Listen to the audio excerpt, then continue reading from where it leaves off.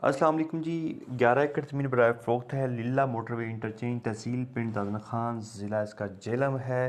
और ये इस्लामाबाद के जो दोस्त इस्लामाबाद के करीब अच्छी और ज़रख़ीज़ ज़मीन का मुतालबा करते थे उनके लिए बेहतरीन ऑप्शन है। इस्लामाबाद से जब आप लाहौर मोटरवे पे लीला इंटरचेंज आएंगे, लीला इंटरचेंज से तकरीबन 10 से 15 मिनट की मुसाफत पे मोटरवे की जालियों के बिल्कुल करीब ये ज़मीन है। इस ज़मीन का नहरी पानी नहीं है, ज़ेर ज़मीन पानी ऊंचा भी है और मीठा है। ट्यूबवेल लगे हुए हैं, आबाद ज़मीन है। इसके अंदर बाग माल्टे का भी लगा हुआ है, बाकी फसल काश्त होती है।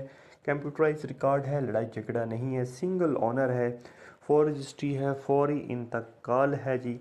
और इस ज़मीन की जो कीमत है इंतहाई मुनासिब है, 25 लाख रुपया पर एकड़ इसकी डिमांड है। ज़ेर ज़मीन पानी बिल्कुल मीठा पानी है। दरिया के करीब ये ज़मीन है, लेकिन दरिया से ऊंची पुल है उसके बिल्कुल करीब है। तो जिन दोस्तों को ज़मीन का विजिट करना वो हमारे व्हाट्सएप नंबर 0345 61 85 917 पर रब्ता करें। शुक्रिया।